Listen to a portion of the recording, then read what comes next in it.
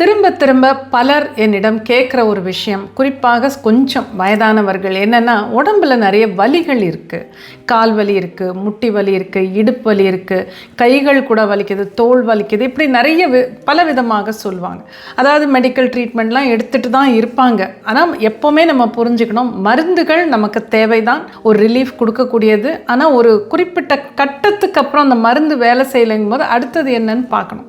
ஆல்டர்னேட்டாக நம்ம என்ன பண்ண முடியுங்கும்போது கொஞ்சம் நம்ம மனதை பயன்படுத்தி தியானத்தின் மூலம் நம்ம என்ன செஞ்சுக்க முடியும் அப்படிங்கிறதையும் நீங்கள் பார்க்கலாம். ஏன்னா பலருக்கு இந்த பிரச்சனை இருக்குது. அதனால தான் சொல்கிறேன். குறிப்பாக பெண்கள் பார்த்திங்கன்னா, அந்த ஒரு 30, 35, 40 வயசு ஆனப்புறமே உடம்புல சில தளர்வுகள் வருது. சில பேருக்கு அந்த மாதவிடாய் தள்ளி போகும், அதனால் ஹார்மோனல் ப்ராப்ளம்ஸ் வரும். இதெல்லாம் வரும்போது உடம்பு ஒத்துழைக்காது. அதாவது இது ஒரு வியாதின்னு எதுவும் சொல்ல முடியாது. சில பேருக்கு வியாதின்னு எதுவும் இருக்காது, நோய் இருக்காது. ஆனால் இந்த கஷ்டமான ஒரு நிலை, உடம்புல எங்கெங்கேயோ வலிக்குது, எப்போ பார்த்தாலும் அப்படி தான் இருக்குதுன்னு சொல்லக்கூடியவங்க.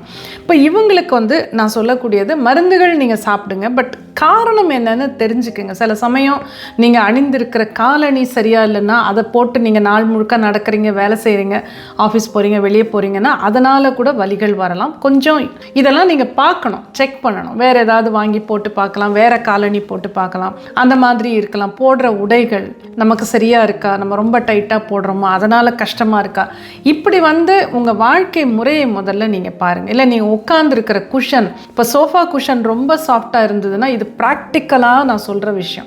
நம்ம ரொம்ப நேரம் அதில் உட்காரோம், டிவி பார்க்குறோன்னா, அந்த முதுகெலும்பு ஸ்பைனல் கார்டு அப்படியே கொஞ்சம் உள்ளே அது அமுங்க உள்ளே போகும். உள்ளே போகும்போது அந்த அடி முதுகு ரொம்பவே வலிக்கும், பேக் பெயின் வந்துடும். அந்த லோவர் பேக் பெயினுங்கிறதே பல பேருக்கு சீட்டிங் பிரச்சனையினால தான் வருது. ஸோ அதையும் செக் பண்ணி முடிஞ்சால் கொஞ்சம் ஹார்டாக இருக்கிற சேரில் உட்காருங்க.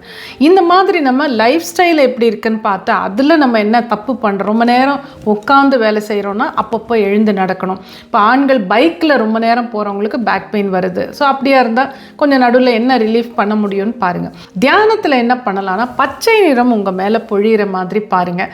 அந்த எங்கே வலி, கால் வலினா கால் முழுக்க அந்த பச்சை நிறம் நிரம்பி அங்கே இருக்கிற வலிகள்லாம் ஒரு கிரே கலராக வெளியில் போகிற மாதிரி விஷுவலைஸ் பண்ணுங்கள். கிரே அல்லது கருப்பு அல்லது ப்ரௌன், ஒரு நெகட்டிவ் எனர்ஜி, பச்சை, அந்த பெயின், அந்த வலி எல்லாம் வெளியே போய் அந்த பச்சை நிறம் முழுக்க உடம்புல நிறைஞ்சு ஒரு சிறப்பான ஆரோக்கியத்தை தருது. ஒரு சிரிச்ச முகத்தோட நல்லா எழுந்துக்கிறீங்க, நடக்கிறீங்க, போகிறீங்க, உடம்புல எந்த வலியும் இல்லை, ஃப்ரீயாக இருக்கீங்க. இதை நீங்கள் விஷுவலைஸ் பண்ணிக்கிட்டே வாங்க டெய்லி தியானத்தில். அதனுடைய ரிசல்ட்டு அற்புதமாக இருக்கும். நீங்கள் நிச்சயமாக எனக்கு சொல்வீங்க. கண்டிப்பாக சொல்லுங்கள்.